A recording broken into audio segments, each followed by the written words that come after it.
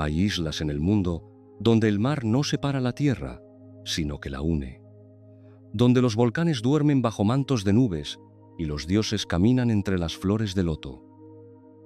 Esta noche viajamos a Indonesia.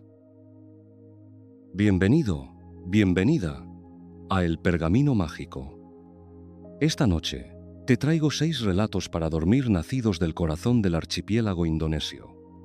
Historias tradicionales de Java, de Bali, de Sumatra y de islas cuyo nombre suena ya de por sí como una canción. Cuentos que han viajado de boca en boca durante generaciones, como el humo del incienso que sube lento hacia el cielo de la tarde. Aquí, en El Pergamino Mágico, cada semana abrimos juntos un relato diferente, historias relajantes, cuentos tradicionales para adultos y para almas curiosas que necesitan un poco de belleza antes de dormir. Y antes de empezar, cuéntame, ¿desde dónde me escuchas esta noche? ¿Qué hora es allí donde estás? Sea cual sea tu respuesta, me alegra que estés aquí. El primer cuento está listo. La llama tiembla. El pergamino se abre.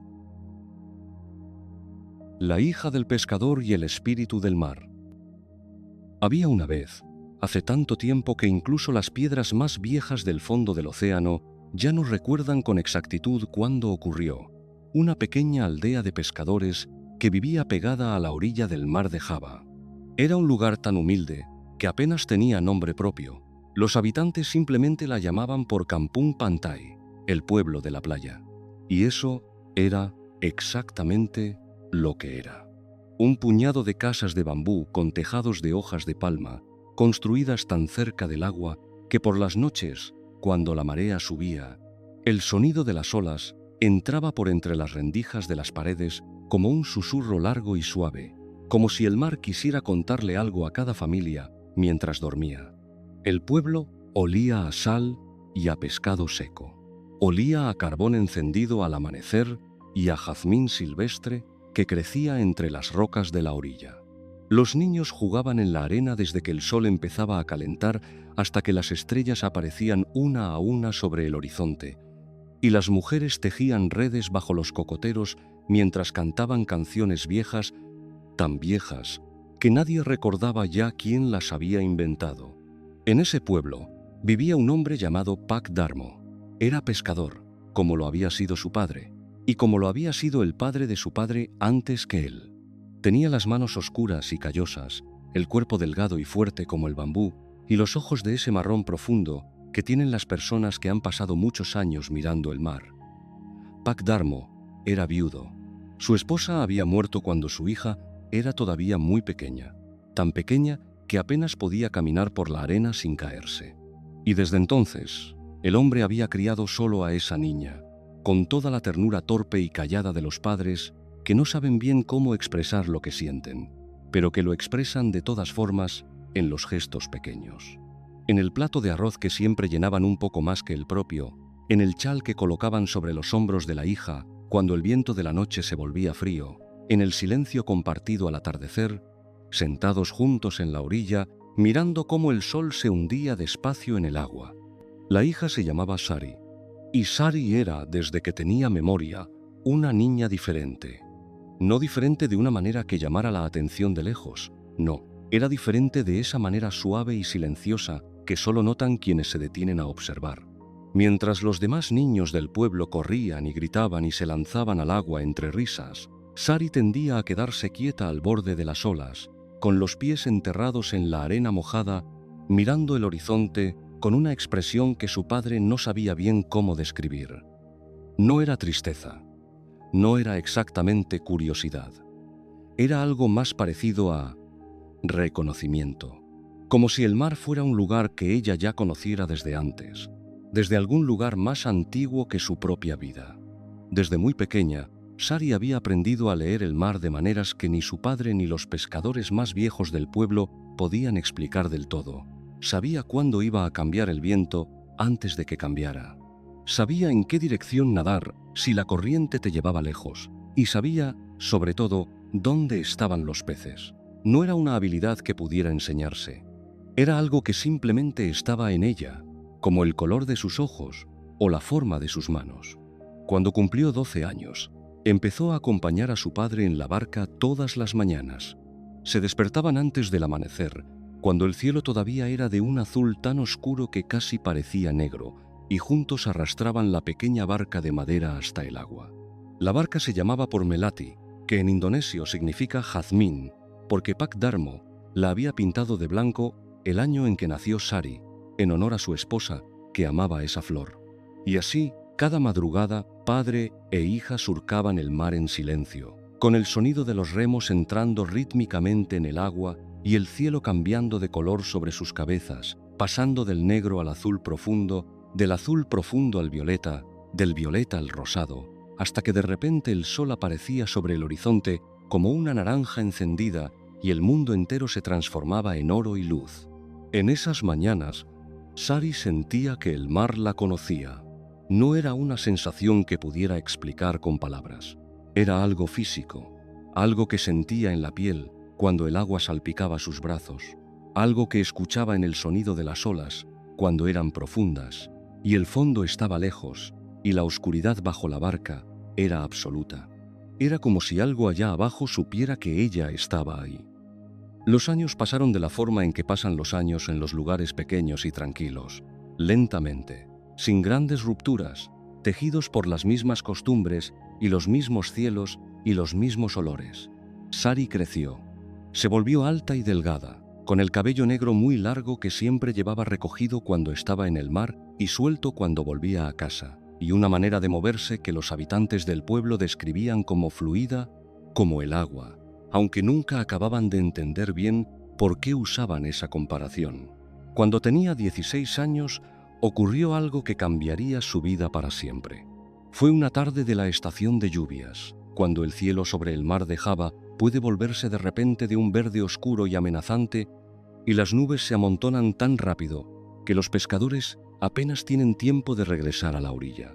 Pak Darmo y Sari estaban ya lejos de la costa cuando el viento cambió. Sari lo sintió antes que su padre, como siempre. Sintió el cambio en el olor del aire, ese olor a tierra mojada mezclado con sal que anuncia la tormenta, y levantó la vista al cielo y vio las nubes acercándose desde el oeste como un ejército silencioso y enorme. «Papá», dijo. Y su padre siguió su mirada y asintió sin necesidad de más palabras. Empezaron a remar de vuelta hacia la costa, pero la tormenta era más rápida que ellos. En cuestión de minutos, el viento empezó a soplar con fuerza, levantando olas que golpeaban los costados de la barca y la hacían balancearse de un lado a otro. La lluvia llegó de repente, densa y fría, y el cielo se volvió completamente oscuro, aunque apenas era media tarde. Las olas crecieron. La barca crujía. El agua empezó a entrar por un lado, y Pak Darmo remaba con toda su fuerza mientras Sari achicaba el agua con un cubo de madera una y otra vez, con los brazos ardiendo y el corazón latiendo tan fuerte que podía escucharlo por encima del rugido del viento. Fue entonces cuando una ola más grande que las demás golpeó la barca por el costado. Pak Darmo cayó al agua. Sari gritó su nombre. El mar estaba negro y revuelto y no se veía nada. Saltó sin pensarlo, sin un segundo de duda, porque era su padre, y el mar era el único lugar donde ella sabía moverse con certeza.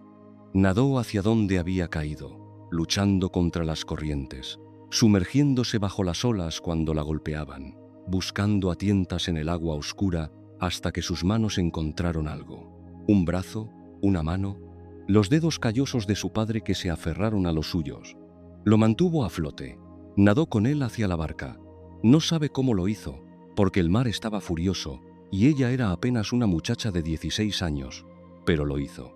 Lo subió a la barca, lo ayudó a aferrarse a los costados y siguió achicando agua con una mano mientras lo sostenía con la otra. Y entonces, en el peor momento de la tormenta, cuando las olas eran tan altas que desde los valles entre ellas no se veía la costa, Sari sintió algo debajo de la barca. No era una ola, no era una corriente, era algo más deliberado, más suave, más consciente. Era como si algo grande y tranquilo se hubiera colocado bajo la barca y la estuviera guiando. empujando con suavidad hacia la orilla, con una firmeza pausada y constante que no tenía nada que ver con la furia del mar en tormenta. La barca empezó a avanzar sola. Sari miraba el agua a su alrededor y no veía nada, solo oscuridad y espuma blanca. Pero la sensación era inconfundible. Algo los llevaba a casa. Llegaron a la orilla 20 minutos después. La tormenta rugía todavía sobre sus cabezas, pero ellos estaban a salvo, varados en la arena, con las manos temblorosas y los cuerpos empapados, y los corazones desbordados de una gratitud que no sabían a quién dirigir. Esa noche, mientras su padre dormía agotado, Sari salió sola a la orilla. Se quedó de pie, en la arena oscura, con el agua llegándole a los pies, y miró el mar. La tormenta había amainado. El cielo estaba despejado ahora, lleno de estrellas, y el mar se movía despacio, como si también él estuviera exhausto. «Gracias», susurró Sari al agua. Y el agua respondió, no con palabras. No exactamente. Fue más bien como una vibración que subió desde el suelo mojado hasta sus pies, hasta sus piernas, hasta su pecho, y que se transformó en algo que solo puede describirse como una voz que no tiene sonido pero que se entiende perfectamente. Una voz que decía, «Te conozco, siempre te he conocido. Eres hija del mar tanto como eres hija de tu padre». Sari no tuvo miedo. Esa fue quizás la cosa más extraordinaria de todo. No tuvo miedo.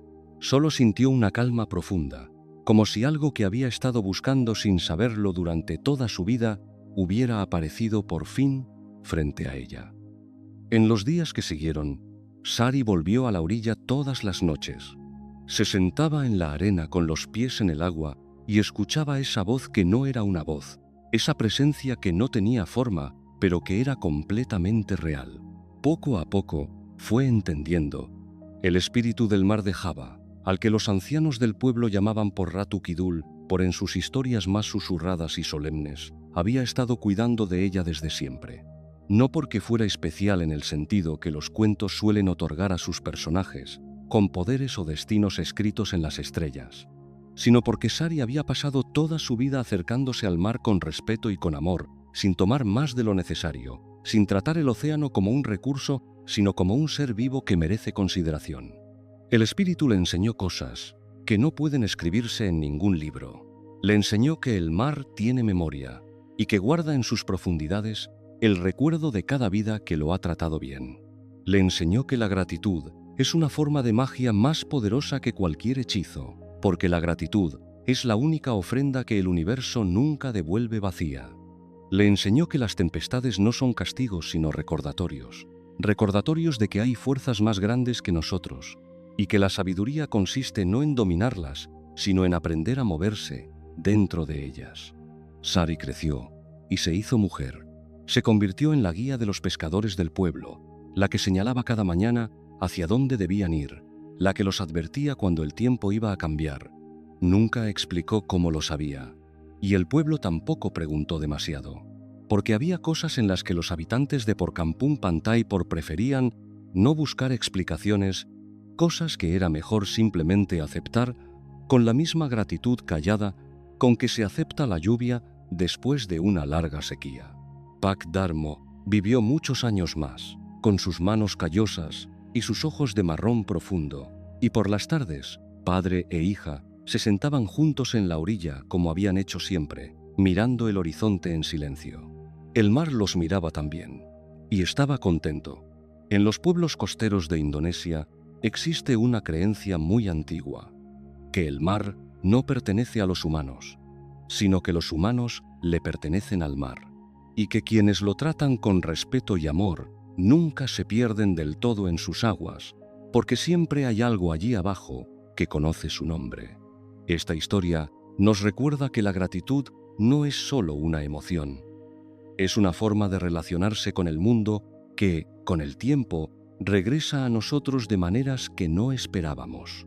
Lo que damos con el corazón, el universo lo guarda. Y hay un lugar en las islas de Indonesia, dicen los ancianos, donde si te quedas quieto en la orilla al caer la noche y escuchas con verdadera atención, puedes escuchar al mar respirar. Solo tienes que saber que está ahí. El tejedor de sombras. En la isla de Bali, donde el aire huele a incienso y a flores de frangipani, y donde los templos aparecen entre los arrozales como si hubieran crecido solos de la tierra, había una tradición muy antigua que los habitantes llamaban Porwayang. El Porwayang, era el arte de las sombras.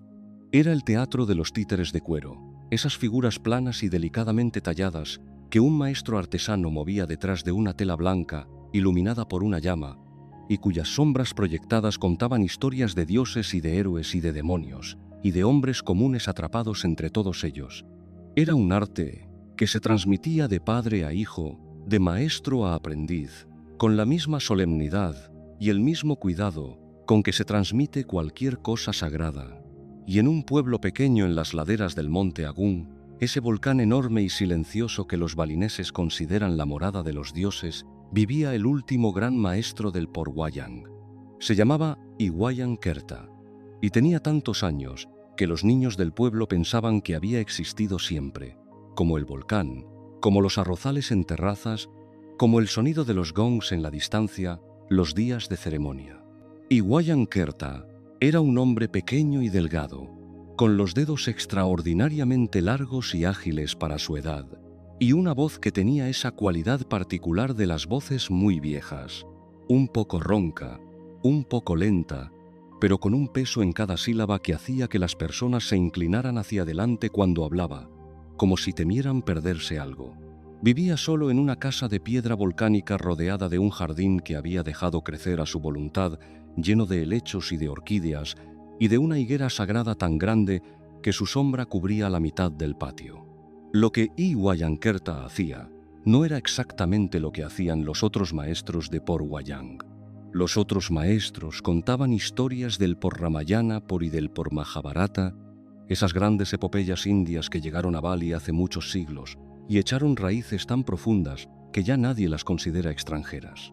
Contaban las aventuras de Rama y de Sita, las batallas de los Pandavas, los engaños de los demonios y los triunfos de los héroes. Y lo hacían con maestría, con ritmo, con la voz cambiando de tono para cada personaje. Pero Iwayan Kerta contaba otras historias. Contaba historias de la gente común, de los agricultores que sembraban arroz y veían llover y se preguntaban si sus dioses los escuchaban, de las madres que perdían hijos y no sabían cómo seguir adelante, de los jóvenes que soñaban con un futuro diferente al que el destino parecía haberles asignado, de los ancianos que miraban atrás y trataban de entender si habían vivido bien. Y lo extraordinario de Iwayan Kerta era esto, que cuando él movía sus títeres detrás de la tela blanca, algo en las sombras proyectadas era diferente. Las sombras no eran solo el contorno de las figuras de cuero, eran algo más. Tenían una profundidad, una textura, una vida propia que nadie podía explicar del todo. A veces parecían moverse de maneras en las que el maestro no las había movido. A veces proyectaban expresiones que las figuras planas de cuero no podían tener. Y siempre, las personas que miraban esas sombras tenían la sensación de estar viendo algo que les pertenecía, algo personal y privado, que no debería poder verse en un teatro público, pero que sin embargo estaba ahí, iluminado y claro, y completamente reconocible. Nadie hablaba de esto abiertamente, pero todos lo sabían. Tenía un único aprendiz. Se llamaba Maid y tenía 14 años cuando llegó a la casa del maestro, enviado por sus padres que eran agricultores y que habían decidido, con la practicidad sin adornos de las personas que trabajan la tierra, que su hijo no tenía aptitud para el campo, pero sí unas manos que no paraban quietas y unos ojos que miraban el mundo de una manera que quizás pudiera ser útil en algún otro oficio. Madé llegó una mañana de la estación seca, con un pequeño fardo de ropa atado a la espalda y la expresión de los chicos que intentan parecer más seguros de lo que están. Iwayan Kerta lo miró durante un largo momento sin decir nada, de esa manera que tenía de mirar a las personas como si estuviera leyendo algo escrito en un lugar que normalmente no se ve. ¿Sabes qué es una sombra?, le preguntó finalmente. Madé pensó que era una pregunta sencilla y respondió con la seguridad de quien cree saber la respuesta. Es lo que queda cuando la luz no puede pasar.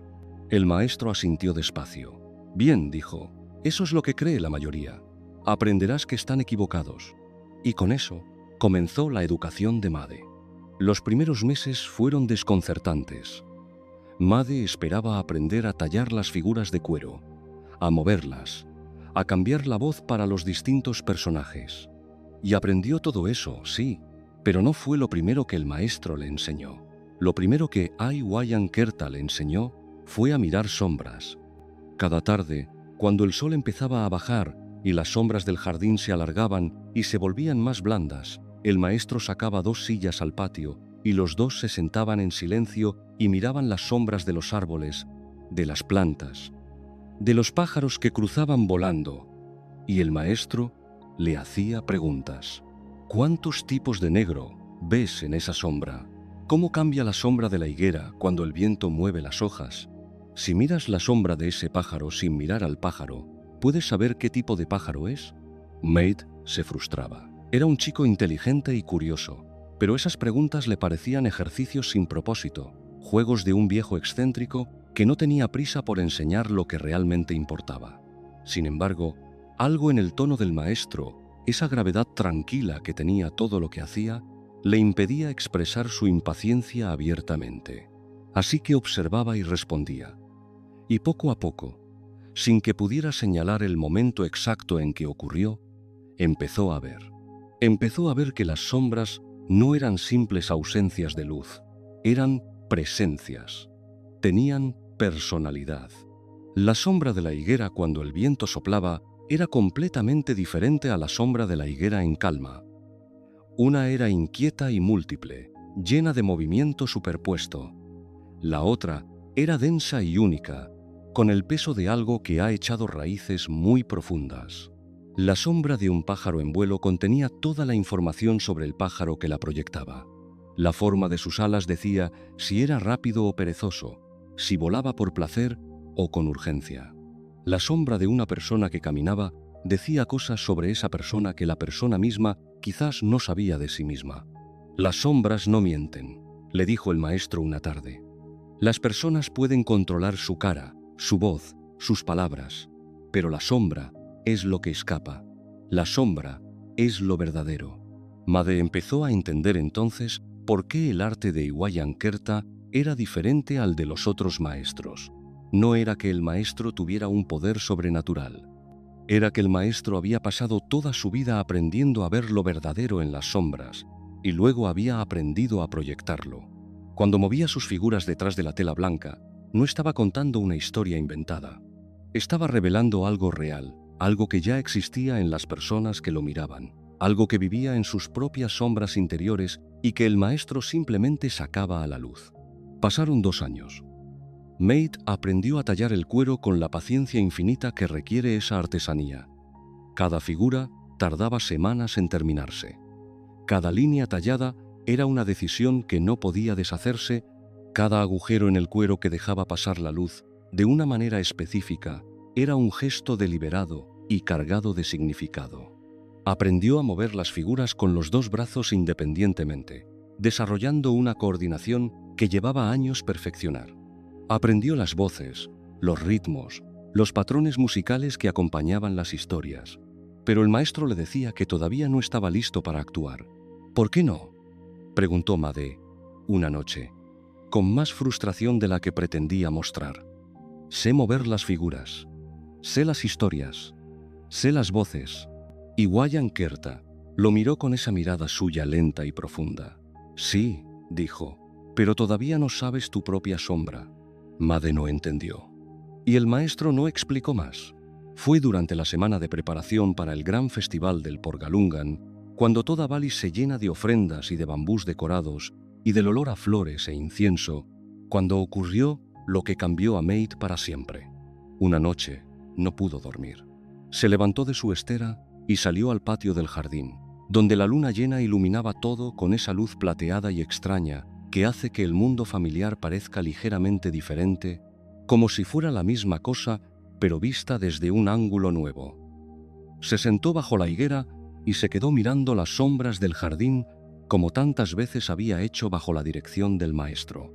Y entonces vio su propia sombra. La luna estaba justo detrás de él, así que su sombra se proyectaba larga y oscura sobre el suelo empedrado del patio. La miró de la manera que el maestro le había enseñado a mirar las sombras, sin prisa, sin buscar nada específico, simplemente dejando que los ojos descansaran sobre ella y que la mente callara. Y en la sombra vio cosas que lo detuvieron. Vio al chico de 14 años que había llegado con su fardo a la puerta del maestro, intentando parecer seguro. Vio al niño más pequeño que ese chico, el que había crecido en los arrozales, viendo a su padre doblar la espalda bajo el sol y preguntándose si esa sería también su vida. Vio el miedo, que cargaba sin saberlo. El miedo a no ser suficiente, a aprender mal, a decepcionar al maestro, a decepcionar a sus padres. Vio también algo que no esperaba ver, una paciencia quieta y profunda que no sabía que tenía, una capacidad de esperar y de observar que había estado creciendo dentro de él durante todos esos meses sin que se diera cuenta. Su sombra le mostraba lo que era, no lo que creía que era, lo que realmente era. Se quedó sentado bajo la higuera hasta que la luna comenzó a descender. Y cuando volvió a su estera y se tumbó en la oscuridad, algo dentro de él había cambiado. Era difícil de describir. Era como si hubiera encontrado el suelo bajo los pies después de haber caminado mucho tiempo sobre agua. A la mañana siguiente, el maestro lo miró y asintió lentamente, sin preguntar nada, sin que Made dijera nada. Simplemente asintió, como si hubiera visto en Made lo que Made había visto en su propia sombra. «Ahora, ¿estás listo?», dijo. La primera actuación de Maid fue durante el festival del Porgalungan. El patio del templo estaba lleno de gente, con las antorchas encendidas y el olor del incienso espeso en el aire de la noche. Made colocó la tela blanca y encendió la llama y tomó sus figuras en las manos. Y cuando empezó a moverlas, cuando las sombras empezaron a danzar sobre la tela, supo que algo estaba ocurriendo. Las sombras eran reales. No en el sentido sobrenatural, no exactamente.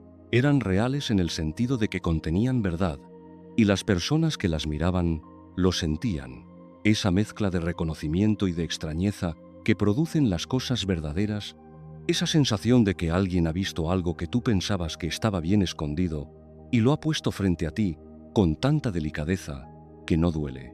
Y Wayankerta estaba sentado al fondo, entre la gente, y miraba, y en su cara vieja y pequeña y llena de arrugas había una expresión que Maid, si lo hubiera visto, habría reconocido sin dificultad. Era la misma expresión que tenía el mar cuando Sari le daba las gracias. Era satisfacción, profunda, tranquila, sin nada que demostrar.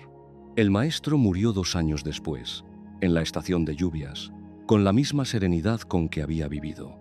Maid continuó su arte durante décadas, y cada noche que actuaba, antes de encender la llama y desplegar la tela, se sentaba un momento en silencio y miraba su propia sombra, para recordar quién era, para no olvidar lo verdadero.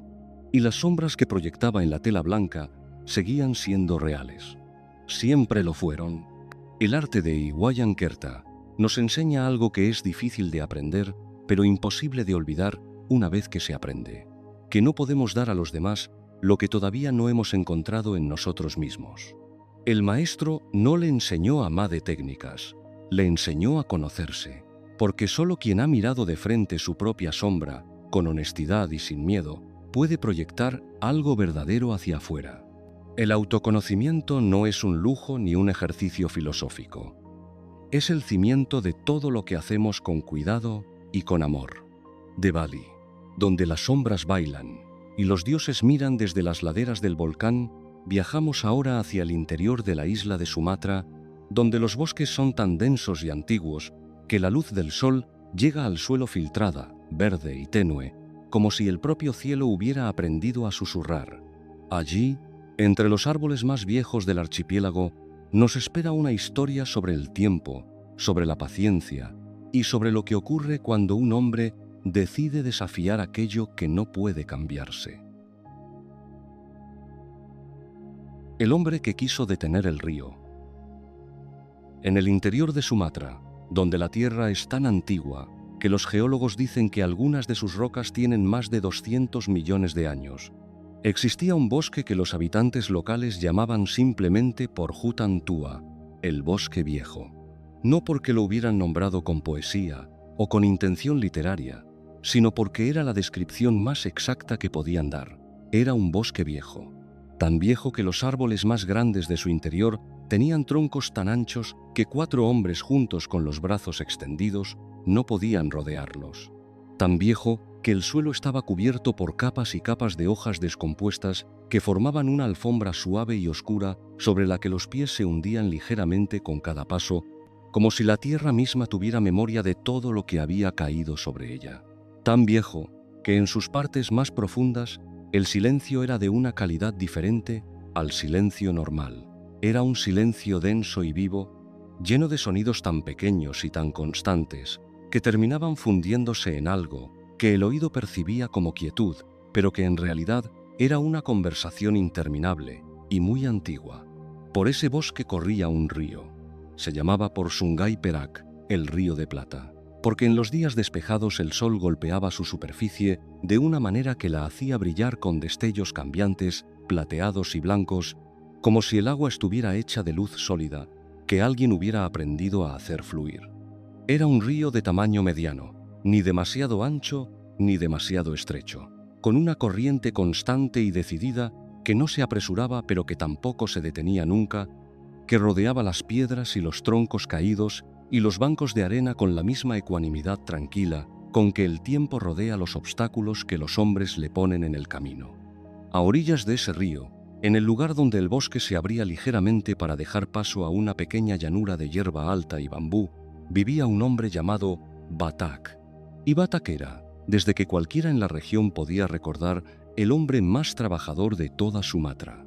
No era una exageración, era una descripción literal de algo que todos los que lo conocían reconocían sin dificultad. Batak trabajaba desde antes del amanecer hasta después del anochecer, todos los días, sin excepción. Su campo de arroz era el más ordenado y el más productivo de la región. Su casa era la más sólida, construida con madera de primera calidad que él mismo había cortado y trabajado. Sus herramientas eran siempre las más afiladas, sus cercas las más rectas, sus canales de irrigación los más precisos.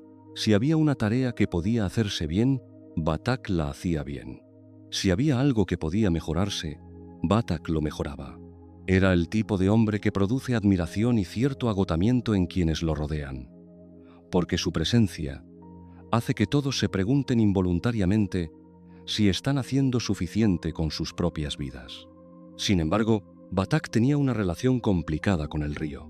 El Porxungay Perak percorría a unos 300 metros de su campo y cada año, en la estación de lluvias más intensa, el río crecía, no de manera catastrófica, no como un diluvio bíblico, crecía de la manera gradual y constante en que crecen los ríos de los bosques tropicales, poco a poco, día a día, con una paciencia que era casi una provocación para alguien con el temperamento de Batak. El agua subía y se expandía sobre las orillas bajas y entraba en los campos más próximos al cauce y dejaba el suelo encharcado durante días, a veces durante semanas, y esto significaba pérdidas. No grandes pérdidas, no la ruina, pero pérdidas. Y para Batak, cualquier pérdida que pudiera evitarse pero que no se evitaba, era una derrota personal. Así que Batak decidió que controlaría el río. La idea en sí no era absurda. Los agricultores de toda la región llevaban generaciones construyendo pequeños diques y canales para manejar el agua. Era una práctica sensata y probada. Pero Batak no quería un pequeño dique. Batak quería detener el río. Quería construir una barrera tan sólida y tan alta que el Porxungay Perak por nunca más pudiera tocar sus campos, nunca más pudiera crecer hacia sus cultivos, nunca más pudiera recordarle que había fuerzas en el mundo que no obedecían al trabajo duro y a la voluntad humana. Empezó en la estación seca, cuando el río estaba en su nivel más bajo. Lo que construyó en los primeros meses fue impresionante por cualquier medida. Batak cortó árboles y los clavó en el suelo del cauce como estacas. Acarreó piedras desde las laderas del bosque, piedras enormes que habría costado a 2 o 3 hombres mover, y las colocó una sobre otra formando muros que se internaban en el agua desde ambas orillas. Apisonó tierra entre las piedras, mezcló arcilla y bambú triturado para hacer una pasta que sellara los huecos. Trabajaba de sol a sol y a veces también a la luz de una antorcha cuando la luna no era suficiente, porque en la cabeza de Batak cada hora de trabajo era una hora ganada contra el tiempo y contra el río. Los vecinos venían a mirarlo, algunos sacudían la cabeza, otros ofrecían ayuda, que Batak rechazaba con amabilidad pero con firmeza, porque tenía sus propios métodos y no quería que nadie los complicara. Los ancianos del pueblo, esos hombres y mujeres que tienen la costumbre de hablar poco pero con peso, le decían cosas que Batak escuchaba con respeto superficial y luego dejaba pasar de largo. «El río tiene su camino», le decía el más viejo de ellos, un hombre que se llamaba Paxitor y que tenía la cara tan llena de arrugas que parecía que el tiempo le había dibujado en ella un mapa de todo lo que había vivido. «Lleva ese camino más tiempo del que tú y yo podemos imaginar. No se cambia con piedras y bambú. Con suficientes piedras y suficiente bambú se cambia cualquier cosa», respondía Batak, con la seguridad tranquila y un poco impenetrable de quien ha resuelto muchos problemas difíciles con trabajo y no ve razón para que éste sea diferente. Paxitor lo miraba un momento y luego asentía despacio, sin insistir, porque había cosas que solo se aprenden viviéndolas. El dique de Batak tardó 8 meses en terminarse. Era, hay que decirlo, una obra notable, sólido, bien construido, con una ingenuidad práctica que demostraba que Batak era un hombre de capacidades genuinas. Cuando lo terminó, en los últimos días de la estación seca, se paró frente a él y lo miró con la satisfacción callada y profunda del artesano que termina algo difícil y lo encuentra bueno. «Ahora veremos», dijo en voz baja, hablándole al río. El río no respondió. Siguió fluyendo con la misma corriente de siempre, rodeando las nuevas piedras, adaptándose a los cambios en su cauce con esa fluidez que es la naturaleza del agua. La capacidad de encontrar siempre el camino de menor resistencia, de moldearse a lo que encuentra sin perder por ello su dirección fundamental. Las primeras lluvias llegaron en noviembre. Al principio el dique funcionó, el agua subió y encontró la barrera y se contuvo, y Batak miraba desde la orilla con los brazos cruzados y algo parecido al triunfo en la cara. 3 semanas después de comenzada la estación de lluvias, sus campos estaban secos mientras los de sus vecinos empezaban a encharcarse ligeramente. Pero el río seguía lloviendo. El agua seguía cayendo sobre el bosque día tras día, y el Porsungai Perak seguía recibiendo todo ese agua de sus afluentes y sus tributarios, y la corriente seguía aumentando, y el nivel del agua seguía subiendo, con esa paciencia absoluta e indiferente que es la característica más desconcertante de las fuerzas naturales. No tienen prisa porque no tienen tiempo, simplemente continúan. En la 5ª semana de lluvias, el agua empezó a filtrarse por los lados del dique. Batak tapó los agujeros. El agua encontró otros caminos. Batak los tapó también. Era una negociación interminable y agotadora entre la voluntad de un hombre y la persistencia del agua. Y Batak la llevaba con una tenacidad que rozaba lo heroico, remendando y reforzando y trabajando incluso bajo la lluvia, con el barro hasta las rodillas y el agua cayéndole por la cara. En la 7ª semana, durante una noche de lluvia especialmente intensa, el dique cedió. No de golpe, no con el estruendo dramático que Batak quizás habría esperado. Cedió de la manera en que ceden las cosas que han resistido mucho tiempo y ya no pueden más. Primero una grieta pequeña por donde el agua empezó a pasar en un hilo delgado, luego otra grieta, luego el hilo se hizo chorro y el chorro se hizo torrente, y el torrente encontró las debilidades en la estructura que Batak no había visto y las amplió, y en cuestión de minutos el dique entero se vino abajo en una cascada de barro, piedras y bambú roto. El Porsungai Perak prosiguió su camino. Batak estaba de pie en la orilla, empapado, mirando los restos de sus 8 meses de trabajo dispersos río abajo. No gritó, No maldijo. Se quedó quieto durante un tiempo muy largo, con la lluvia cayendo sobre él y el agua rugiendo a sus pies. Y en esa quietud ocurrió algo que Batak no habría sabido anticipar. Empezó a entender. No de inmediato, no con una revelación súbita de las que aparecen en los cuentos con un rayo de luz y una voz del cielo. Fue más gradual que eso, más parecido al proceso del propio río, lento, constante, encontrando su camino entre los obstáculos de su orgullo y sus certezas. Empezó a entender que había confundido dos cosas que parecen iguales pero no lo son: el control y la sabiduría. Había pasado 8 meses intentando controlar el río porque creía que eso era lo inteligente, lo eficiente, lo que haría un hombre capaz. Pero el río no era un problema que resolver. Era una realidad que existía desde mucho antes que él y que existiría durante mucho tiempo después. Y la pregunta que debería haberse hecho no era por cómo detengo el río, sino por cómo vivo bien con el río. Se sentó en la orilla, en el barro, bajo la lluvia, y se quedó ahí. No sabe cuánto tiempo estuvo sentado, lo suficiente para que la lluvia amainara y luego parara completamente. Lo suficiente para que el cielo empezara a aclararse y las primeras estrellas aparecieran entre los jirones de nubes. Lo suficiente para que el ruido del río, que al principio le había parecido una burla, fuera transformándose lentamente en algo diferente, en una compañía, en algo familiar y constante que había estado ahí toda su vida y que seguiría estando. Al día siguiente, Batak fue a ver a Pak-Sitor. El anciano lo recibió sin sorpresa, sin ningún gesto de satisfacción ante lo ocurrido, con la dignidad sencilla de las personas que saben que no hay nada de qué alegrarse en el sufrimiento ajeno, aunque ese sufrimiento sea la consecuencia de haber ignorado un buen consejo. Se sentaron juntos, y Pak-Sitor le habló durante mucho tiempo sobre el río. Le habló de las inundaciones de los años anteriores y cómo los agricultores más sabios de la región las manejaban, no construyendo barreras que el río destruiría, sino cultivando en las partes más altas durante la estación de lluvias, dejando que las tierras bajas se inundaran y descansaran, y aprovechando el limo rico que el río depositaba al retirarse, para sembrar después con una abundancia que más que compensaba las pérdidas temporales. Le habló de los canales pequeños y bien ubicados que guiaban el exceso de agua en lugar de intentar detenerla.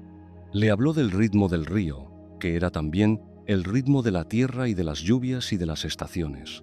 Un ritmo al que era posible adaptarse y del que era posible beneficiarse, pero que no podía ignorarse sin consecuencias. Batak escuchó, esta vez de verdad, sin dejar pasar las palabras por encima, las dejó entrar. En los años siguientes, los campos de Batak siguieron siendo los más productivos de la región, pero ahora lo eran de una manera diferente, no a pesar del río, sino gracias a él.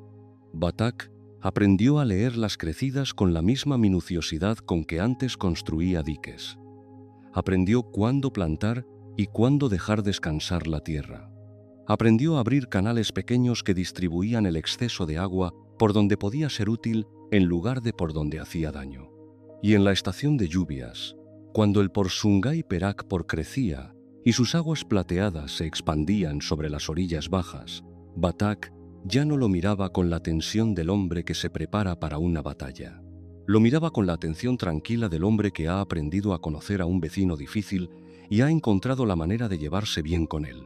El río seguía siendo el río, constante, indiferente, completamente ajeno a las decisiones de los hombres que vivían en sus orillas. Pero Batak ya no necesitaba que fuera diferente. Esta historia nos habla de algo que la cultura indonesia llama por rukun: la armonía, el equilibrio, la capacidad de vivir en paz con lo que nos rodea en lugar de luchar constantemente por cambiarlo.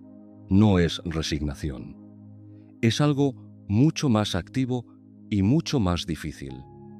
Es la sabiduría de entender qué puede cambiarse y qué debe aceptarse, y de encontrar en esa aceptación no una derrota, sino una forma de libertad.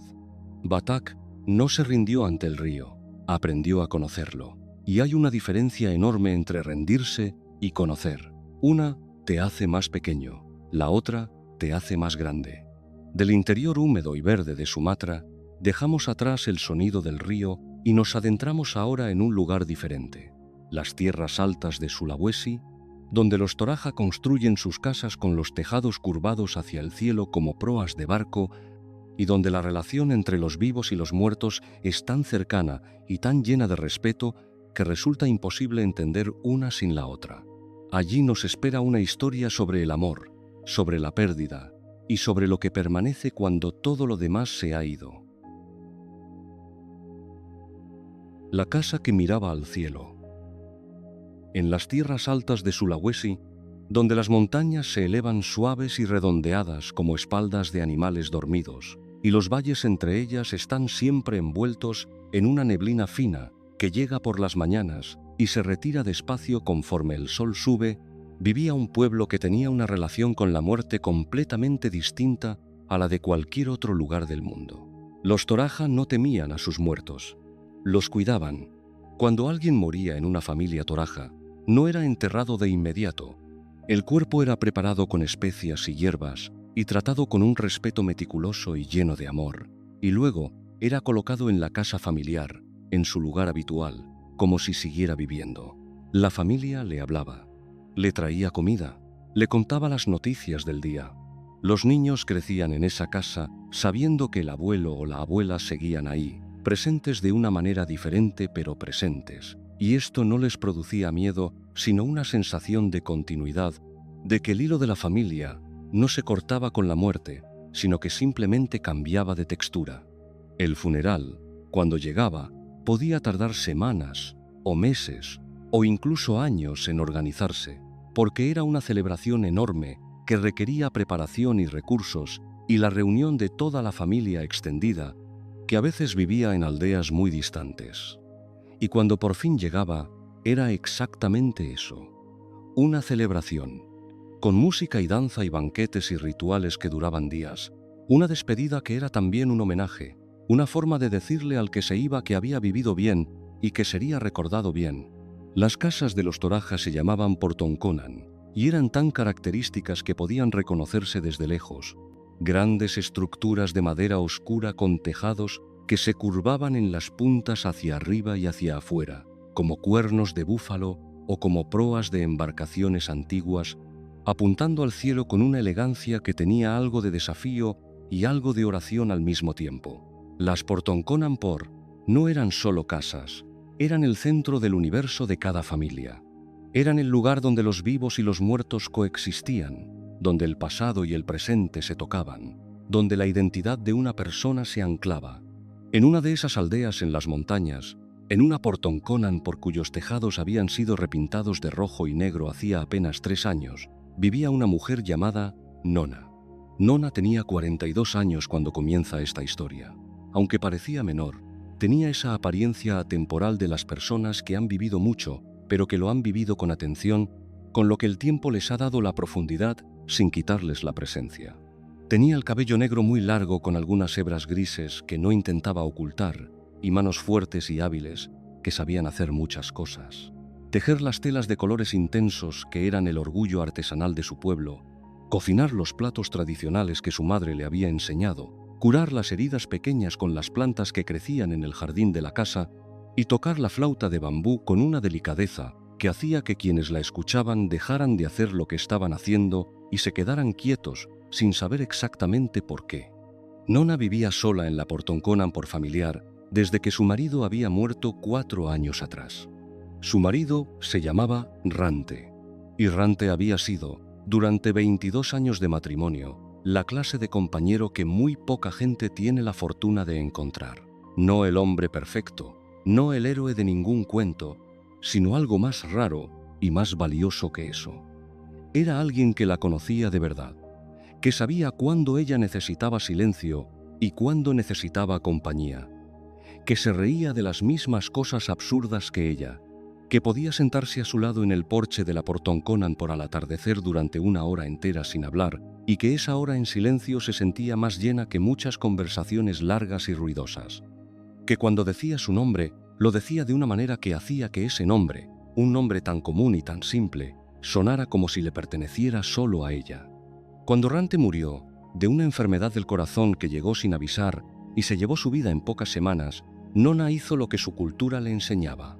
Lo preparó, lo instaló en su lugar en la Portón Conan, le habló cada día, le contó las noticias, le trajo flores del jardín y esperó el funeral.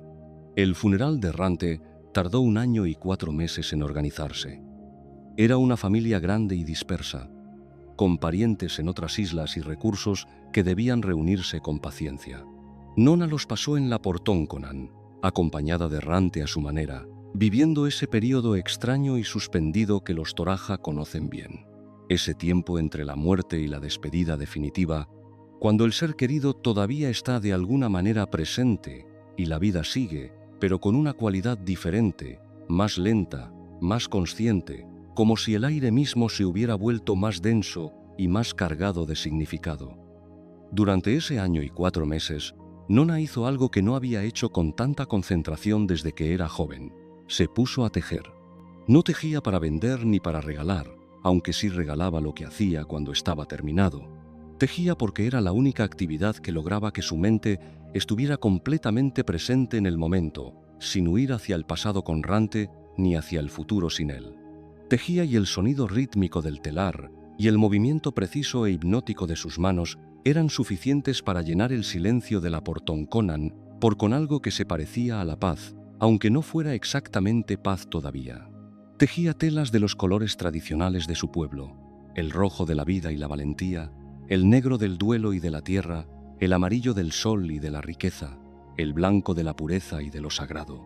Y los patrones que tejía eran los patrones antiguos que su madre y su abuela le habían enseñado, cada uno con su nombre y su significado. El patrón del camino del alma, el patrón de la casa ancestral, el patrón de los cuernos del búfalo que representa la prosperidad, el patrón de los gallos que representa el coraje. Pero entre esos patrones tradicionales, sin haberlo planeado, empezaron a aparecer otros, patrones que Nona no reconocía como propios de ninguna tradición, pero que sus manos tejían con la misma seguridad que los otros, como si vinieran de algún lugar más profundo que la memoria aprendida. Patrones que cuando los veía terminados, la dejaban con una sensación rara, una mezcla de melancolía y de algo que no sabía nombrar, pero que se parecía a la gratitud. Como si en los hilos estuviera contando algo que no sabía contar con palabras. Una tarde, vino a visitarla una anciana del pueblo. Se llamaba Indo Rante, que en el idioma toraja significa madre de Rante, aunque no era la madre biológica de su marido, sino la anciana más respetada de la comunidad, a quien todos los jóvenes llamaban madre, con ese sentido amplio y generoso que tienen muchas culturas del mundo para la palabra maternidad. Indo Rante era muy vieja, tenía la espalda curvada y caminaba despacio, pero sus ojos eran vivos y oscuros, y tenían esa calidad de los ojos de ciertas personas muy ancianas. Parecían ver más de lo que miraban.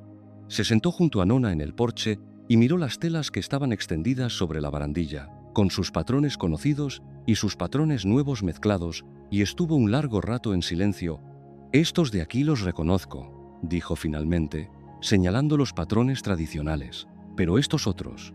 Su dedo se detuvo sobre uno de los patrones nuevos, un diseño complejo de líneas que se encontraban y se separaban, y volvían a encontrarse de maneras que parecían siempre a punto de repetirse, pero que nunca se repetían exactamente. «¿De dónde vienen estos?». Nona tardó en responder. «No lo sé», dijo al fin. «Vienen solos. Mis manos los saben aunque yo no los conozca».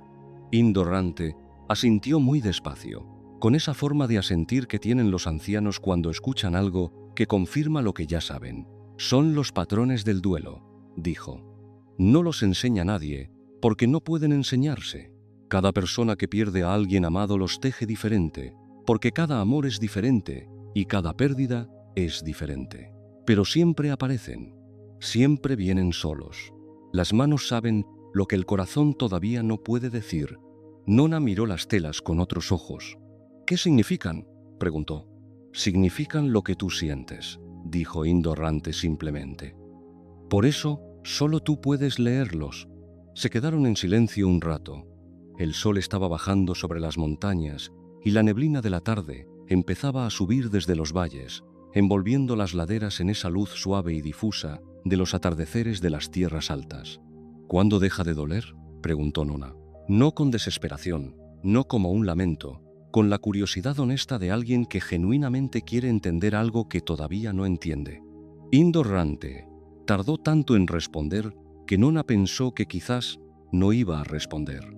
Cuando lo hizo, su voz era más baja, más cercana. «No deja de doler», dijo. «Cambia. El dolor se hace diferente con el tiempo. Al principio, es como una piedra que llevas en el pecho, pesada y con bordes afilados. Con los años la piedra se redondea. No desaparece, pero ya no corta. Se vuelve parte del peso que cargas y aprendes a caminar con él. Y a veces ni lo notas, y a veces lo notas mucho.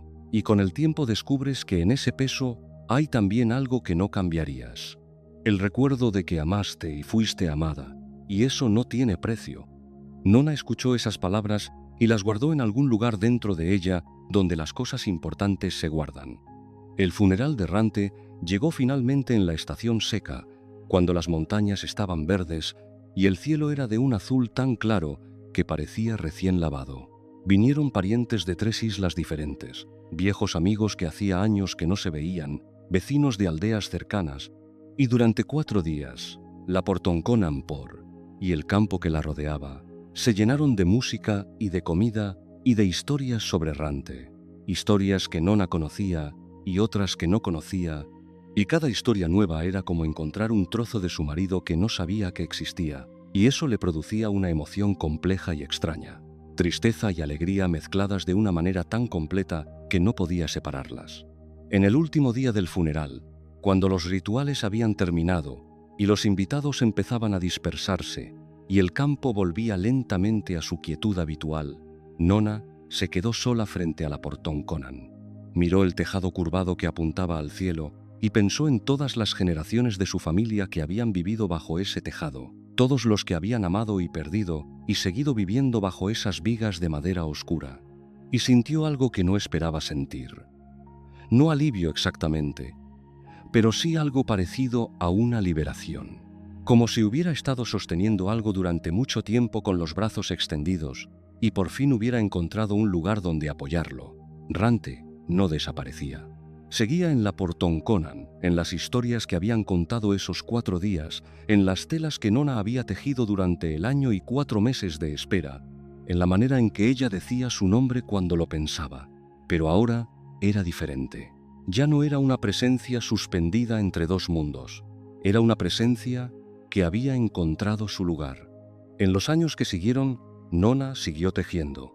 Siguió viviendo en la Portonconan, siguió tocando la flauta de bambú en las tardes, siguió hablando con los jóvenes del pueblo que venían a preguntarle cosas, porque con los años se había convertido en alguien a quien la gente venía a preguntarle cosas sin saber exactamente por qué, de la misma manera en que se había convertido en alguien a quien la gente venía a escuchar tocar la flauta.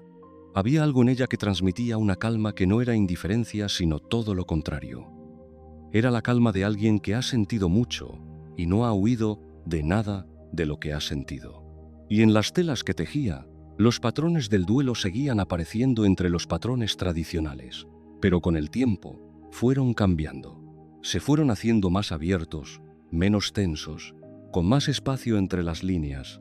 Indorrante, que vivió muchos años más, y siguió visitando a Nona en el porche de la Portonconan, los miraba a veces y sonreía sin decir nada. No hacía falta decir nada. Las telas lo decían todo. El tejado de la Portonconan proseguía apuntando al cielo con sus curvas elegantes, como siempre, como lo había hecho durante generaciones, como lo haría durante generaciones más, como una pregunta hecha de madera, como una mano extendida hacia algo que está más arriba y que quizás no tiene nombre pero que se siente en ciertos atardeceres cuando la neblina sube por las laderas y la luz se vuelve dorada y suave como algo que responde. Los Toraja nos enseñan que el duelo no es una enfermedad que curar ni un estado del que salir lo antes posible, es una forma de amor que continúa. La manera en que honramos a quienes perdemos dice mucho sobre cómo entendemos la vida misma. Si creemos que el valor de una persona termina con su cuerpo, o si creemos que lo que alguien fue permanece en nosotros, de maneras que no siempre podemos articular pero que sí podemos sentir. La Portonconan por apunta al cielo no porque los muertos estén arriba, sino para recordarnos que hay algo más grande que el tiempo que pasa y que el dolor que duele. Algo que los Toraja simplemente llaman la vida que continúa. De las montañas de Sulawesi, donde los tejados curvados guardan a los vivos y a los muertos bajo el mismo techo, bajamos ahora hacia el mar, hacia el este del archipiélago, hacia las Islas Maluku, ese lugar que durante siglos fue conocido en el resto del mundo simplemente como las Islas de las Especias. Allí, donde el olor a clavo y a nuez moscada impregna el aire desde las plantaciones hasta la orilla misma del mar, hay una historia sobre un joven, sobre la codicia y sobre lo que ocurre cuando la belleza de un lugar se convierte en su maldición. El árbol que olía a codicia. Hubo un tiempo, hace varios siglos, en que las Islas Maluku eran el lugar más codiciado del mundo. No por su belleza, aunque eran bellísimas. Pequeñas islas volcánicas rodeadas de un mar tan azul y tan transparente que desde arriba parecía que flotaban sobre cristal, cubiertas de una vegetación tan densa y tan verde que el interior de cada isla era como una catedral vegetal, donde la luz llegaba filtrada y verde, y el suelo estaba siempre húmedo y lleno de vida. No por su gente, aunque era una gente hospitalaria y orgullosa con una cultura musical rica y una tradición oral que podría llenar bibliotecas enteras. No por sus puertos, aunque eran puertos naturales de una perfección que hacía que los navegantes que los descubrían creyeran por un momento haber encontrado el lugar perfecto del mundo. Las Islas Maluku eran codiciadas por sus árboles, específicamente por dos de sus árboles. El árbol de clavo, con sus flores secas de un rojo oscuro que huelen a algo tan intenso y tan particular que una vez que lo has olido no puedes confundirlo con nada más, y el árbol de nuez moscada, con sus frutos redondos y duros que al abrirse revelan una semilla envuelta en una red de color escarlata que parece demasiado elaborada y demasiado hermosa para ser simplemente la envoltura de una especia. Durante siglos, esas dos especias valieron literalmente su peso en oro en los mercados de Europa y de Asia, y las islas que las producían se convirtieron en el centro de una red de comercio global que transformó el mundo de maneras que todavía hoy se sienten. Y esa riqueza trajo también todo lo que la riqueza suele traer cuando llega de golpe a un lugar que no estaba preparado para recibirla. La atención de quienes querían tomarla, la violencia de quienes la tomaron y la lenta y complicada transformación de las personas que vivían en ese lugar y que de repente se encontraron en el centro de algo mucho más grande que ellos. Pero esta historia no es sobre los imperios que pelearon por las especias, ni sobre los marineros que cruzaron océanos para encontrarlas. Es sobre algo más pequeño y más cercano. Es sobre un joven de la isla de Banda, la más famosa de todas las islas de la nuez moscada, que se llamaba Alam. Alam tenía 17 años cuando esta historia comienza, y era el hijo de un cultivador de nuez moscada, que llevaba 3 generaciones trabajando la misma parcela de tierra en las laderas del volcán Banda Api. La parcela no era grande, pero era buena. Los árboles eran viejos y sanos, y cada año daban una cosecha generosa, suficiente para que la familia viviera con comodidad dentro de los parámetros de lo que significaba vivir con comodidad en Banda en esa época, que no era exactamente la opulencia, pero tampoco era la escasez. Alam creció entre los árboles de nuez moscada como crecen los hijos de los agricultores, conociéndolos antes de entender que los conocía, con el olor de las especias tan integrado en su memoria que años después, cuando estuviera lejos, ese olor lo llevaría de vuelta a la infancia con una intensidad que ningún otro recuerdo podría igualar. Sabía cuándo los árboles necesitaban agua y cuándo tenían suficiente. Sabía reconocer las plagas antes de que se extendieran. Sabía en qué momento exacto del año los frutos alcanzaban el punto justo de madurez que los hacía más valiosos. Su padre era un hombre llamado Pak Karim, callado y metódico, con una filosofía del trabajo que se resumía en pocas palabras que repetía con la constancia de quien ha probado su utilidad. Toma lo que necesitas, cuida lo que tienes, deja el resto para mañana. Era una filosofía sencilla y antigua, nacida de generaciones de gente que había aprendido que la tierra da lo suficiente cuando se la trata bien, pero que si se la exige demasiado, si se la agota en busca de más y más, termina dando menos y peor hasta que no da nada. Alam escuchaba a su padre con el respeto habitual de los hijos que todavía no han vivido suficiente para entender completamente lo que sus padres saben, pero que tampoco han vivido suficiente para rechazarlo del todo. Lo escuchaba y asentía, y luego seguía mirando el horizonte con esa mirada particular que tienen los jóvenes que sienten que el mundo que conocen es demasiado pequeño para lo que llevan dentro. Porque Alam quería más. No lo decía con esas palabras, porque en su familia y en su cultura no era sencillo decirlo así sin que sonara a ingratitud o a arrogancia. Pero lo sentía con una claridad que a veces lo mantenía despierto por las noches. Quería más tierra, más árboles, más cosecha, más dinero, más de todo.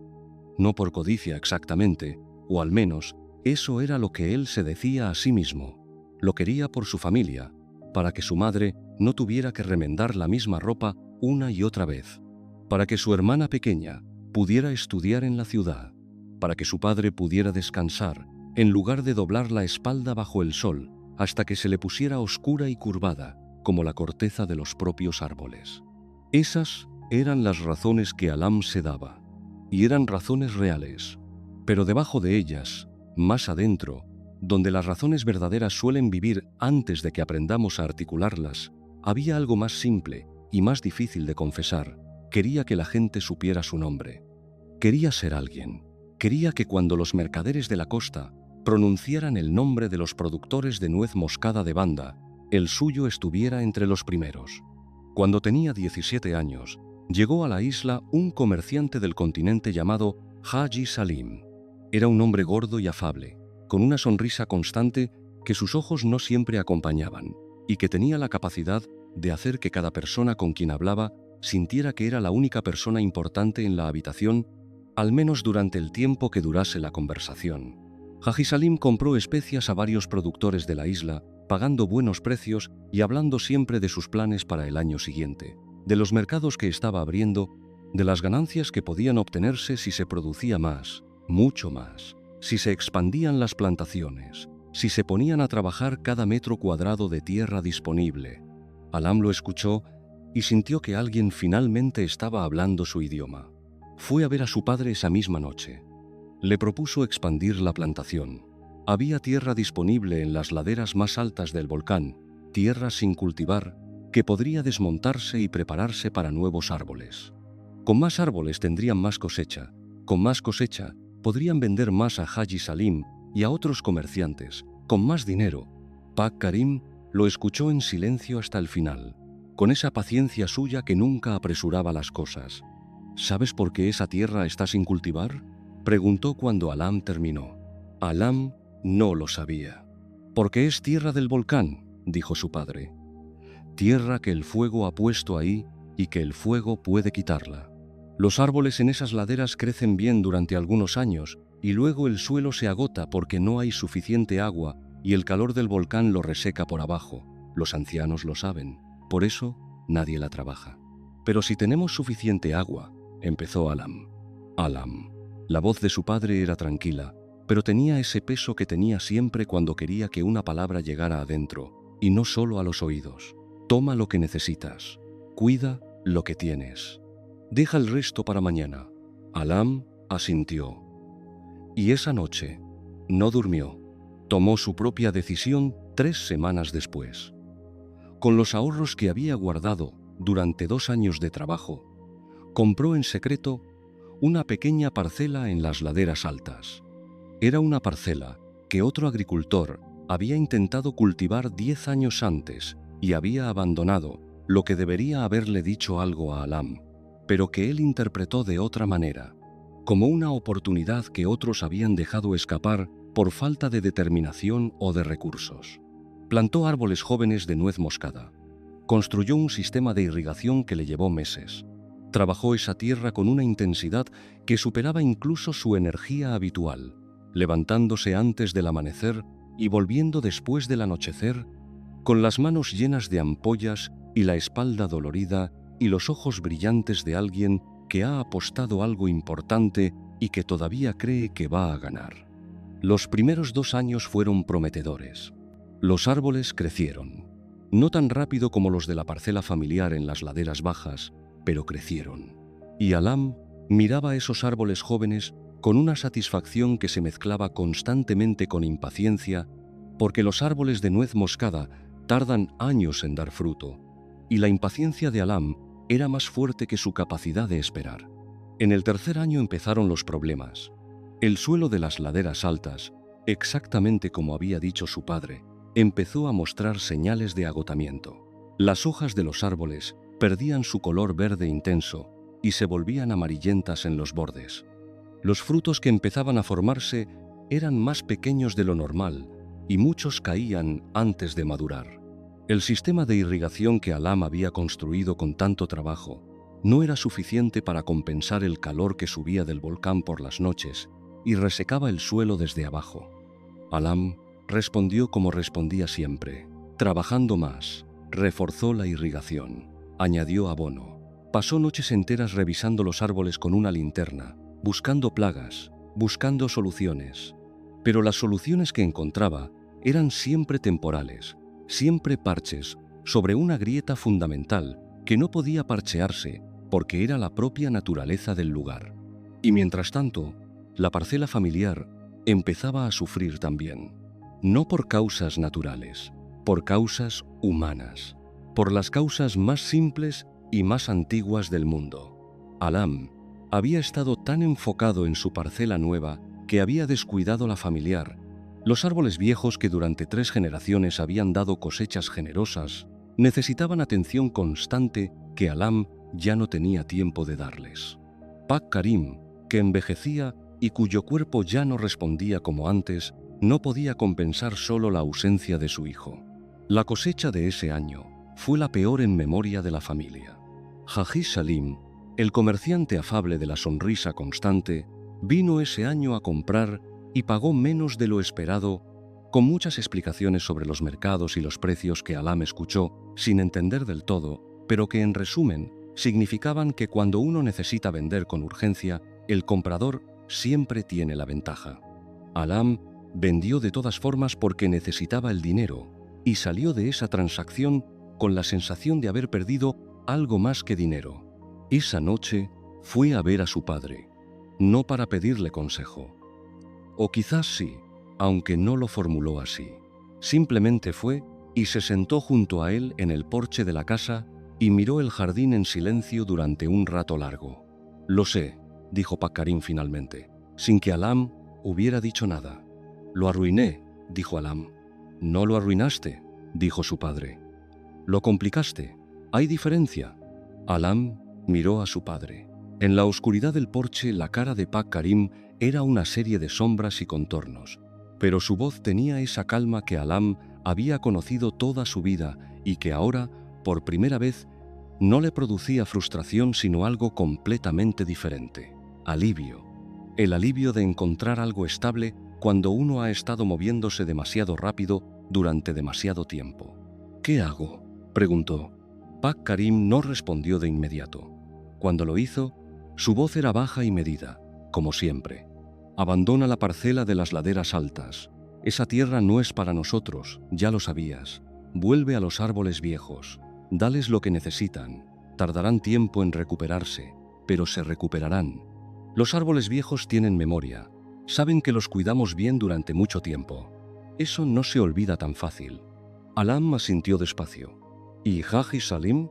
Pak Karim hizo un sonido muy suave que podría haber sido una risa o podría haber sido simplemente aire. «Haji Salim vende lo que le traen. Eso está bien. Pero nosotros no cultivamos para Haji Salim. Cultivamos para la tierra y para nosotros. Cuando eso se invierte, cuando empezamos a cultivar para el mercado y no para la tierra lo sabe y deja de colaborar». Alam miró los árboles de nuez moscada que crecían en el jardín de la casa familiar, los más viejos, los que su abuelo había plantado con sus propias manos. En la oscuridad eran siluetas oscuras contra el cielo estrellado, pero Alam los conocía tan bien que podía cerrar los ojos y ver cada uno de ellos con detalle, la forma de cada tronco, el patrón de cada copa, la manera en que se movían con el viento del mar que llegaba por las noches. Algo se asentó en él esa noche.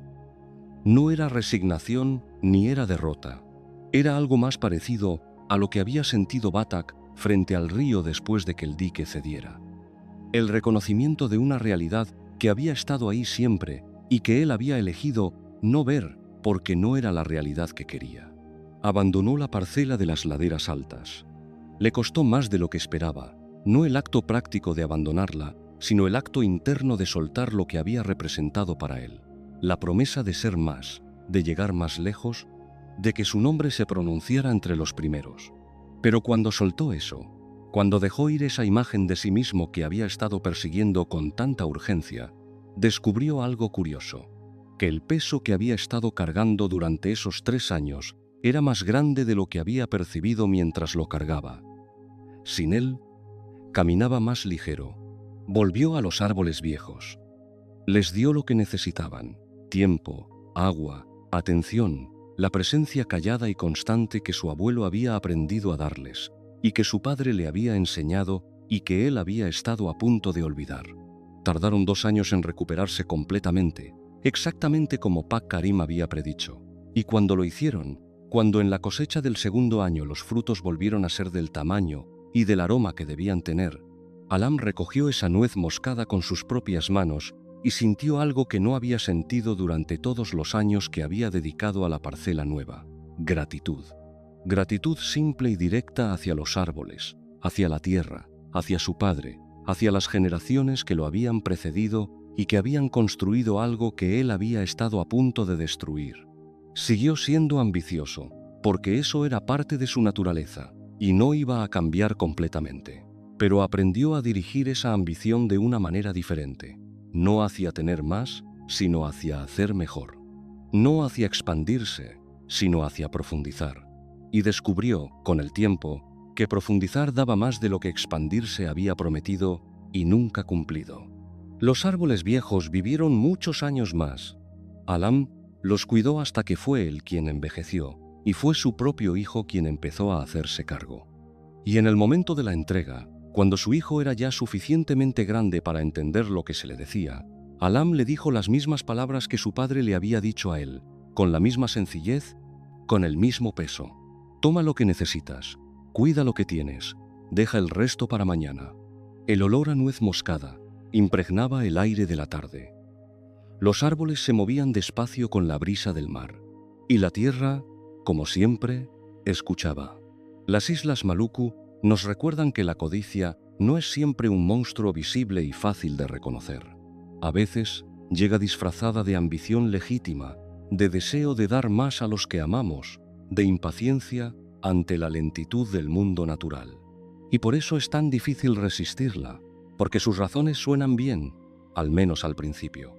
La sabiduría de Pak Karim, como la sabiduría de todos los que trabajan la tierra desde hace generaciones, es la sabiduría del tiempo largo. La comprensión de que lo que dura no es lo que se expande sin límite, sino lo que se cuida con paciencia. La tierra da, siempre ha dado, pero da a quienes la escuchan, no a quienes la exigen. Y así llegamos al último cuento de esta noche. Desde las Islas de las Especias, donde el aire huele a nuez moscada y el mar brilla como cristal, viajamos ahora al corazón de Borneo, la isla más grande del archipiélago, donde los ríos son tan anchos que a veces no se ve la orilla contraria, y los bosques son tan profundos y tan antiguos que guardan en su interior secretos que ningún hombre ha llegado todavía a conocer del todo. Allí, en una pequeña comunidad a orillas de uno de esos ríos enormes, hay una historia sobre una anciana, sobre la sabiduría y sobre el regalo más extraño y más valioso que alguien puede recibir. La anciana que regalaba preguntas. En el corazón de Borneo, donde el río Mahakam se abre tan ancho en algunos tramos que parece más un lago que un río, y donde el bosque a ambos lados crece tan denso y tan alto que sus copas forman un techo verde continuo sobre el agua, vivía una comunidad del pueblo Dayak que llevaba generaciones en el mismo lugar, construida sobre pilotes directamente sobre el río, con las casas largas de madera que los Dayak llaman por Ruma Betang, por extendiéndose paralelas a la corriente, como si también ellas quisieran seguir el camino del agua hacia algún lugar que todavía no han decidido si llegar. El río lo era todo para esa comunidad. Era el camino y el mercado y el calendario. Era el lugar donde los niños aprendían a nadar antes de aprender a caminar sobre tierra firme con seguridad. Era el proveedor de agua y de peces y de la arcilla con que se hacían las vasijas. Era también el reloj. La subida y la bajada de las aguas marcaban las estaciones con más precisión que cualquier otro indicador, y los ancianos del pueblo podían leer el estado del río con la misma facilidad con que otros leen el cielo o las estrellas. En esa comunidad, entre las casas largas de madera que crujían suavemente con el movimiento del agua, vivía una anciana que todos llamaban simplemente Nenek, que en indonesio significa abuela, aunque no era la abuela biológica de la mayoría de los que la llamaban así. Era abuela en el sentido más amplio y más verdadero. Era la persona a quien todos iban cuando no sabían qué hacer, cuando tenían un problema que no podía resolverse con trabajo o con dinero, o con la ayuda de los vecinos, cuando necesitaban algo que no tenían nombre para pedir, pero que de alguna manera sabían que ella podía dar. Nenek tenía una edad que nadie conocía con exactitud. Ella misma, cuando le preguntaban, respondía con una sonrisa y un gesto vago que podía interpretarse como que no lo sabía o como que saberlo le parecía irrelevante. Tenía el cabello completamente blanco, cortado corto, y la piel de un marrón oscuro y surcado de arrugas que contaban cada año vivido con una honestidad que ningún documento podría igualar. Sus ojos eran de un negro profundo y brillante, de esos ojos que parecen estar siempre viendo algo ligeramente más allá de lo que miran, algo que está justo detrás de la superficie visible de las cosas. Lo que hacía Nenek era esto. Cuando alguien venía a ella con un problema, no le daba respuestas. Le daba preguntas. Al principio, esto desconcertaba a la gente, especialmente a los jóvenes, que llegaban con sus problemas urgentes y sus corazones apretados, y sus mentes llenas del ruido de todo lo que no sabían, y esperaban que la anciana les dijera qué hacer, les señalara el camino, les aliviara el peso de la decisión con su experiencia y su sabiduría. Y en cambio Nenek los miraba con sus ojos negros y brillantes, y les hacía una pregunta, solo una, generalmente. Una pregunta sencilla que, sin embargo, cuando se la escuchabas, producía en algún lugar del pecho una sensación extraña, la sensación de que algo que había estado cerrado se abría ligeramente, como una ventana que lleva tiempo sin usarse y que de repente encuentra corriente. Y luego callaba. Y esperaba. Había personas que se irritaban, que querían más, que insistían, que decían que no habían venido desde lejos para que les hicieran preguntas, sino para recibir respuestas. Nenek las escuchaba con paciencia y luego, muy a veces, les hacía una segunda pregunta, nunca una tercera. Había personas que se iban sin entender, que volvían al río con su problema intacto, o eso creían, y que días después, o semanas después, o a veces meses después, en mitad de algo completamente diferente, de repente la pregunta de Nenek aparecía en su mente con una claridad nueva y la respuesta llegaba sola, desde adentro, desde un lugar que siempre había estado ahí, pero que la pregunta había sabido encontrar. Y había personas que se quedaban sentadas frente a Nenek durante mucho tiempo después de que ella hiciera su pregunta, en silencio, con la pregunta moviéndose dentro de ellas como el agua mueve las piedras del río, despacio y con constancia, cambiando la forma de las cosas sin que parezca que está pasando nada. Una de esas personas era un joven llamado Dani. Dani tenía 23 años y había crecido en la comunidad del río, hijo de un pescador y de una tejedora, el mayor de 4 hermanos. Era un joven de aspecto ordinario pero de mente activa, de esos que siempre están pensando en algo, que tienen demasiadas ideas al mismo tiempo y que a menudo terminan paralizados por esa abundancia en lugar de liberados por ella. Tenía una manera de hablar rápida y un poco desordenada, saltando de un pensamiento a otro con conexiones que a veces él mismo perdía a mitad del camino, y una tendencia a empezar proyectos con mucho entusiasmo y a abandonarlos cuando llegaba la parte difícil y el entusiasmo inicial se había gastado. Su problema, cuando fue a ver a Nenek, era aparentemente sencillo. No sabía qué hacer con su vida. Había probado la pesca como su padre, y no era malo en ello, pero no lo llenaba. Había aprendido los inicios de la artesanía en madera que era el orgullo artesanal de su pueblo, y tampoco había pasado un año en la ciudad más cercana intentando trabajar en el comercio, y había vuelto porque la ciudad lo hacía sentir pequeño de una manera que el río nunca lo hacía. Tenía 23 años, y la sensación de que todos a su alrededor ya habían encontrado su lugar y él seguía buscando el suyo en un mapa sin leyenda. Llegó a la casa de Nenek una tarde de la estación seca, cuando el río estaba bajo y las orillas de barro rojo quedaban expuestas, y los martines pescadores volaban rasantes sobre el agua con esa precisión súbita e impecable que siempre parece un milagro, aunque lo veas 1000 veces. Nenek estaba sentada en el porche de su casa sobre el río, con los pies colgando sobre el agua, haciendo algo con sus manos que Dani no pudo identificar al principio y que luego vio que era simplemente sostener una piedra pequeña y redonda, girándola entre los dedos con la distracción automática de quien ha hecho ese gesto tantas veces que ya no piensa en él. Dani se sentó a su lado. Le explicó su situación. Lo hizo con esa velocidad suya un poco desordenada, saltando de aquí a allá, del año en la ciudad a la pesca con su padre a la carpintería a la sensación de estar perdido, con la urgencia ligeramente disfrazada de informalidad que tienen los jóvenes, que sienten que el tiempo se les escapa, aunque en realidad tienen todo el tiempo del mundo. Nenek lo escuchó sin interrumpirlo. Miró el río durante todo el tiempo que Dani habló, como si el agua tuviera algo que ver con lo que escuchaba, como si las dos cosas fueran parte de la misma conversación. Cuando Dani terminó, hubo un silencio que duró lo suficiente para que Dani empezara a sentirse un poco incómodo. Entonces, Nenek lo miró y le hizo su pregunta. ¿Cuándo fue la última vez que hiciste algo sin pensar en si ibas a ser bueno en ello? Dani abrió la boca para responder y luego la cerró. La pregunta había aterrizado en algún lugar dentro de él con una precisión que le quitó el habla por un momento. Pensó de verdad, no esa especie de pensar rápido y superficial que era su modo habitual, sino un pensar más lento y más honesto que fue bajando por capas hasta llegar a algo real. Y descubrió que no tenía una respuesta fácil, porque la verdad era que Dani llevaba años evaluándose constantemente. Cada cosa que probaba la evaluaba desde el principio con los criterios del resultado. ¿Soy bueno en esto? ¿Podré ser el mejor? ¿Vale la pena seguir si no voy a destacar?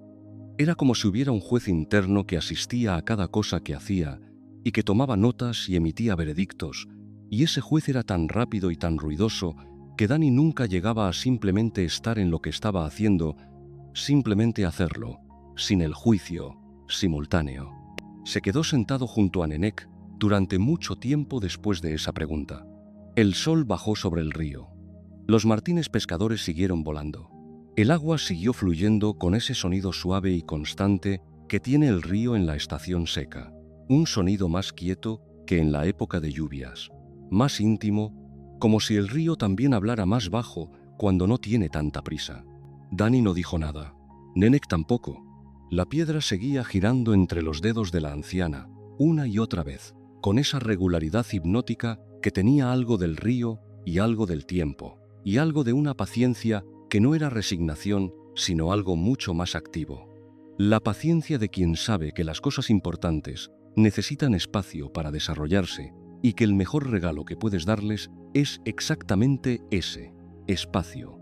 Cuando Dani finalmente se levantó para irse, el cielo era de ese naranja profundo de los atardeceres sobre el río, cuando el agua refleja los colores del cielo y la superficie se convierte en un espejo moviente de rojos y dorados.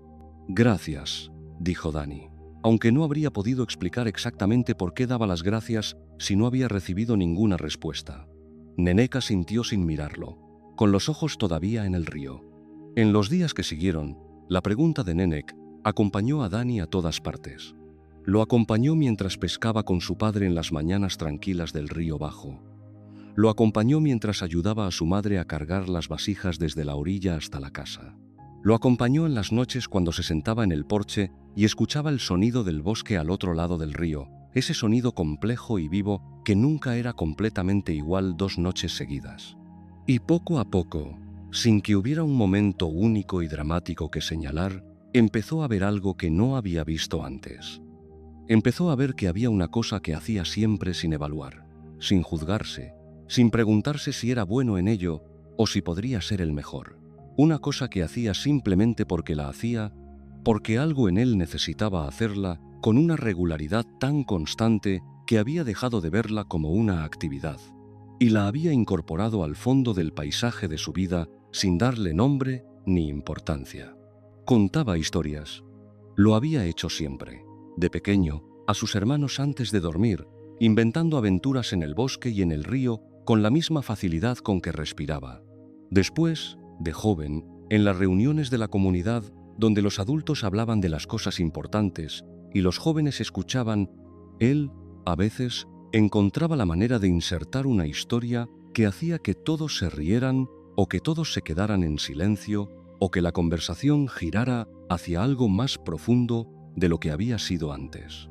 En la ciudad, había sido el que contaba cosas en los grupos de trabajo, el que describía lugares con tanto detalle que la gente que no los conocía sentía que los había visitado, el que encontraba la manera de hacer que una noticia aburrida se convirtiera en algo que la gente quería escuchar.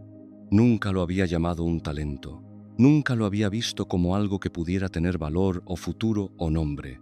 Era simplemente algo que hacía, como respirar, como andar. Fue a ver a Nenek de nuevo. Esta vez no llegó con urgencia ni con el corazón apretado. Llegó con algo más parecido a la curiosidad, a las ganas de verificar algo que creía haber encontrado, pero que todavía no estaba seguro de poder sostener. Se sentó junto a ella y le dijo lo que había descubierto, no con la velocidad de la primera vez, más despacio, con más cuidado, como si las palabras fueran también una cosa que necesitaba sostenerse bien. Nenek lo escuchó, y cuando terminó, hizo algo que no había hecho la primera vez. Sonrió, no dijo nada, solo sonrió, con esa sonrisa de los que saben que algo ha llegado a donde tenía que llegar, de los que reconocen el sonido de una puerta que se abre desde adentro. Y luego, después de un momento, le hizo una segunda pregunta. ¿Y ahora que lo sabes, qué vas a hacer con ello? Dani miró el río. El río seguía siendo el mismo río de siempre, ancho y marrón y lleno de vida invisible bajo la superficie. Pero algo en la manera en que lo miraba era diferente ahora. Era la diferencia entre mirar algo que conoces y mirar algo que reconoces, entre ver el paisaje y ver el hogar. No lo sé todavía, dijo Dani honestamente, pero ya sé que lo encontraré. Por todo del Abul. Nenek asintió. Eso es suficiente, dijo. Y lo era. En los años que siguieron, Dani se convirtió en el narrador de su comunidad. No de una manera formal, ni titulada, ni reconocida de inmediato. Al principio, era simplemente el que contaba historias en las reuniones, el que recordaba los relatos de los ancianos y los transmitía a los más jóvenes, el que encontraba las palabras para describir lo que la comunidad estaba viviendo de una manera que todos pudieran reconocerse en ella. Con el tiempo, su reputación creció más allá de las orillas del río. Venían de otras comunidades a escucharlo. Sus historias viajaban río arriba y río abajo, cambiando ligeramente a medida que otros las contaban, ganando capas y matices, convirtiéndose en parte del tejido vivo de la tradición oral de su pueblo. Nunca llegó a ser famoso en el sentido que él había imaginado de joven, cuando quería que su nombre fuera pronunciado entre los primeros. Pero su nombre se pronunciaba. Y se pronunciaba con el tono particular que tienen los nombres de las personas que han dado algo verdadero al mundo. No con admiración distante, sino con esa calidez cercana de quien dice el nombre de alguien que les importa. Nenek murió muchos años después, en la estación de lluvias, cuando el río estaba alto y el sonido del agua era más fuerte de lo habitual. Fue Dani quien contó su historia en la ceremonia de despedida, con esa voz suya que para entonces ya había aprendido a ir despacio, a dejar espacio entre las palabras para que las cosas importantes tuvieran sitio donde posarse.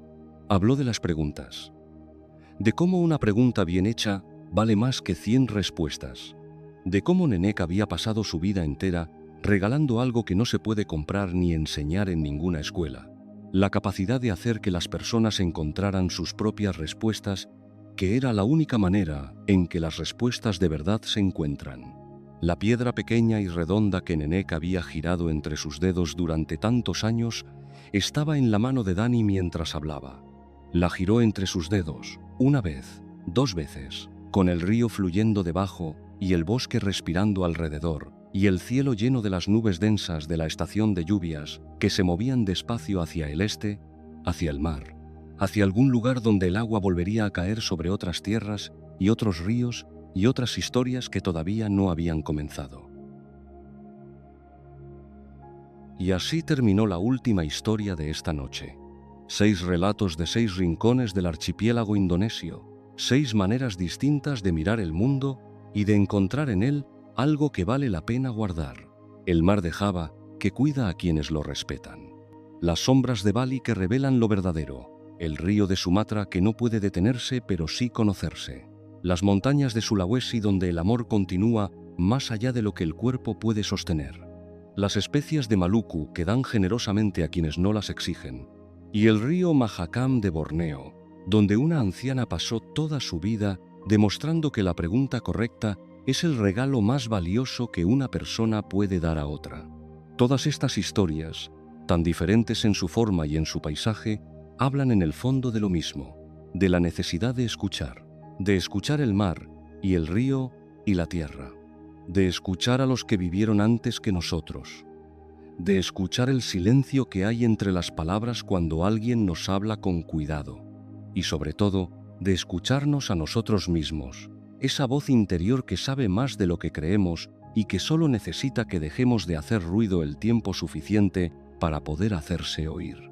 Indonesia es un archipiélago de 17.000 islas, 17.000 pedazos de tierra rodeados de agua, conectados por el mar que los separa, habitados por cientos de culturas distintas que hablan lenguas distintas y cocinan comidas distintas y celebran de maneras distintas, y sin embargo, cuando escuchas sus historias, cuando te sientas junto a sus ríos y sus volcanes y sus mares, en estas páginas de la noche, encuentras siempre el mismo hilo, el hilo de que vivir bien no es vivir más, ni vivir más rápido, ni vivir con más. Es vivir con atención, con gratitud, con la humildad de quien sabe que forma parte de algo más grande y que eso, lejos de hacerlo pequeño, lo hace libre. Gracias por acompañarnos esta noche en El Pergamino Mágico. Si todavía estás despierto, ya sabes lo que tienes que hacer. Suscríbete y acompáñanos cada semana en un nuevo viaje de historias que acarician el alma. Cada noche hay un nuevo pergamino esperando abrirse. Una nueva cultura, una nueva voz que lleva siglos queriendo contarte algo. Ha sido un honor compartir contigo las historias de este archipiélago de luz y agua. Selamat malam. Buenas noches.